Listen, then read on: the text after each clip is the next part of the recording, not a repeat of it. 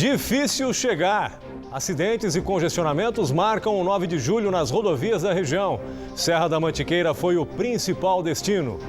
A luta pela democracia.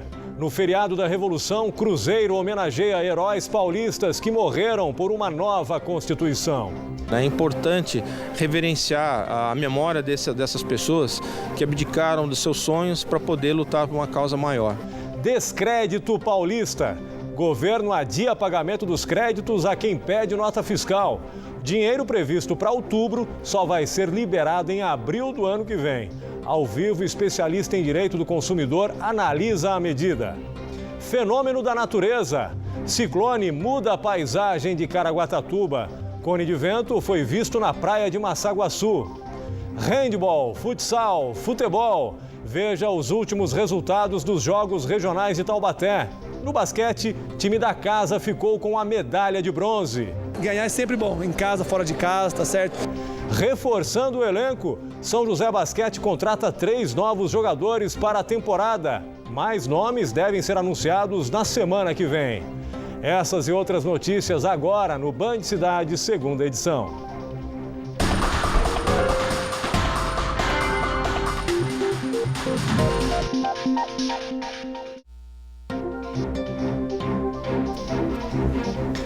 Olá, boa noite.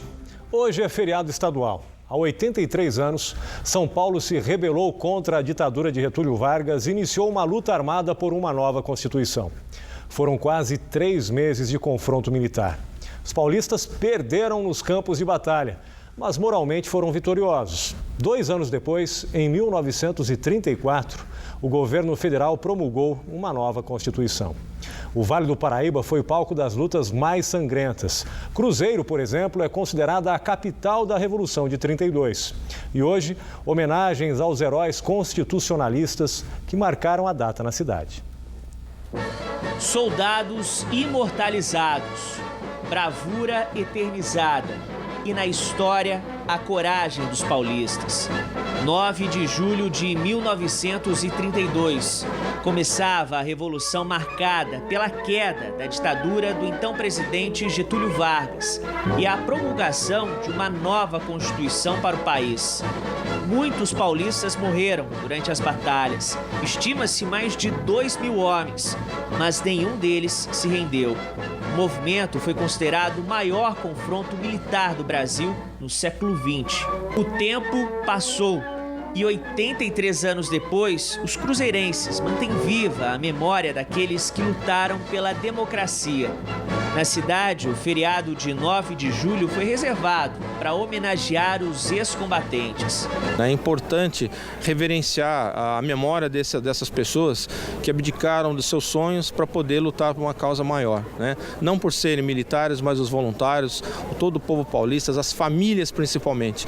Então é importante que a gente possa, num dia, numa data como essa, mostrar a toda a sociedade o valor, o orgulho do povo do estado de São Paulo e do povo brasileiro, porque foi uma luta por todo o Brasil. E esses heróis vão ser lembrados para sempre e esperamos que o exemplo deles reflitam nas camadas sociais, nas camadas políticas, nas camadas de toda a sociedade para um Brasil melhor.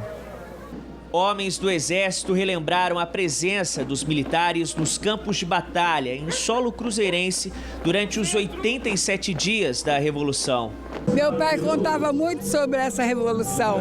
Ele viveu essa época, minha mãe também viveu essa época e contavam muito para mim sobre tudo isso. Se emociona hoje? Para mim hoje, é uma sensação de vitória, né? Vitória, né? E o respeito pelos heróis paulistas começa cedo. Crianças das escolas municipais também desfilaram pelas ruas da cidade. Muito orgulho pra gente, sim. Sabendo, né, de tudo aquilo que foi passado, toda a história que teve, né? Foi maravilhoso estar relembrando tudo isso, vivendo esse momento de hoje, né? Que foi muito bom esse desfile. A localização de Cruzeiro, no meio dessa região, com acessos ao Rio de Janeiro, a Minas Gerais e a capital paulista, foi decisiva para a cidade, que acabou sendo o palco principal de batalhas durante a Revolução de 1932. Esse prédio aqui, onde desde aquela época funcionava o Grupo Escolar Dr. Arnolfo Azevedo, foi o quartel-general das tropas paulistas. Aqui também foi assinada a Convenção Militar de Cruzeiro, que acabou com a guerra. O barulho simula tiros. A matraca foi um recurso usado com inteligência pelos paulistas para suprir a falta de munição. O Felipe garimpa desde 2004 documentos e objetos usados nos combates de 32. A roupa dele é praticamente idêntica à usada pelos militares dos confrontos. É estudar a minha vida, cara, estudar um pouco da minha história. É igual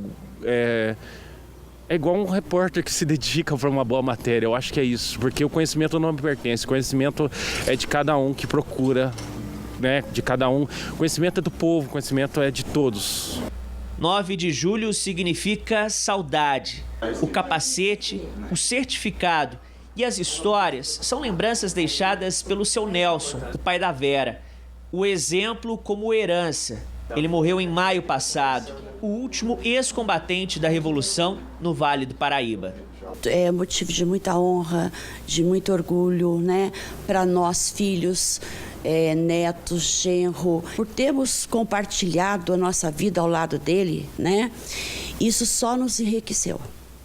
Pelos seus bons exemplos de homem íntegro, né, amoroso, carinhoso, que amava a vida, é dono de um imenso coração, né? É um herói.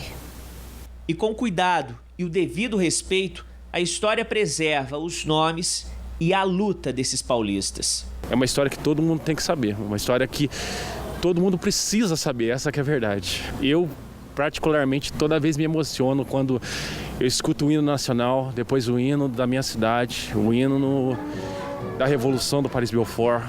Não tem uma vez que meus olhos não enchem de lágrimas, essa que é a verdade.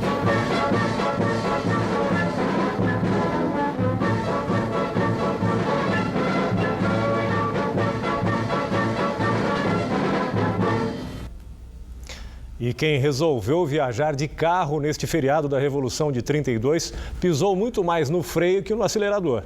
No período da manhã, principalmente, o trânsito ficou complicado nas principais estradas que servem a nossa região. Na Via Dutra, houve congestionamentos no trecho de São José dos Campos, também em Taubaté e Pindamonhangaba. Nas rodovias estaduais, a Floriano Rodrigues Pinheiro foi a que apresentou o maior movimento. Não deu praia nem estrada cheia. Nos meses de inverno, o turista foge das cidades do litoral. E na Oswaldo Cruz, o motorista não teve dificuldades para seguir sentido praia. Caminho livre, rodovia vazia. O trânsito intenso na Floriano Rodrigues Pinheiro esfriou o passeio de muita gente. No início da tarde, a Polícia Rodoviária Estadual registrou 8 quilômetros de lentidão na estrada. Sem paciência, teve motorista apressado, que ignorou as leis de trânsito e fez do acostamento uma faixa adicional. 45 mil carros subiram durante o feriado, segundo a Polícia Rodoviária. Usar a Via Dutra também foi difícil. 4 acidentes hoje cedo, sem gravidade, complicaram a vida do motorista. No entroncamento com a Carvalho Pinto, o excesso de veículos deu um nó no trânsito no encontro das rodovias. No retorno do feriado prolongado, já é tradição. Todos resolvem pegar a estrada no mesmo horário. A Polícia Rodoviária estima movimento intenso no domingo, a partir das 10 horas da manhã, principalmente na descida da Serra de Campos do Jordão. A recomendação é evitar os horários de pico para não ficar preso no congestionamento. Muita gente está com dúvida e reclamando bastante depois que o governo de São Paulo anunciou que vai adiar o pagamento dos créditos da nota fiscal paulista. O dinheiro que deveria ser depositado em outubro só vai ser liberado em abril do ano que vem. A repórter Maiara Gouveia está ao lado de um advogado especialista em direito do consumidor e tem mais informações para a gente. Boa noite, Maiara. O curioso é que vai ser dia 1º de abril, segundo o governo, né, que esse dinheiro vai ser liberado. Boa noite, Márcio. Boa noite a todos. A nota fiscal paulista foi criada em outubro de 2007 e essa é a primeira vez que há uma mudança no repasse de créditos ao consumidor. Quem vai conversar com a gente e explicar melhor sobre esse assunto é o advogado e professor universitário Marcos Salgado dos Santos. Boa noite. Doutor, o senhor acredita que essas mudanças vão gerar desconfiança no consumidor e as pessoas vão acabar deixando de pedir as notas paulistas nos estabelecimentos comerciais? Eu creio que sim, porque o governo alterou unilateralmente e a pessoa que contava eventualmente com esse crédito, agora ela não tem mais a segurança que ela vai poder no futuro ter novamente esse crédito. Então isso vai gerar uma falta de confiança, né, um abalo da credibilidade se o que ele está comprando, se aquela parte que ele teria efetivamente direito, como ele teve agora, se essa parte no futuro vai vir no prazo que era o combinado no primeiro momento. Agora, o governo do estado, ele pode alterar as regras durante o jogo, ou seja, modificar já para esse ano, porque muita gente já se programou, né, para pagar com esse dinheiro ou debater, né, o IPVA do ano que vem. Perfeitamente, eu acho que é discutível, porque como você bem disse, era um dinheiro que já fazia parte do crédito do consumidor, do cidadão. Então, a partir do momento que começa a adotar essa prática que a gente tem visto também em outras esferas, de repassar a conta para o cidadão consumidor e não deixar o dinheiro que teria direito, eu acho que está na hora de nós começarmos a rediscutir juridicamente a legalidade dessas práticas. Agora, qual a garantia que o consumidor tem de que esse dinheiro vai ser realmente pago em abril do ano que vem? Pois é, da mesma forma que agora houve uma prorrogação para o pagamento, se a situação política, econômica se mantiver, qual a garantia que nós teremos que no futuro não acontecerá o mesmo que aconteceu agora? Marcos, a população pode recorrer de alguma forma? Eu acho que a população pode, vamos consultar justamente os especialistas para ver se essas medidas todos os âmbitos da administração pública, se elas vão ser revestidas de juridicidade. Muito obrigada, Marcos, pelas suas informações.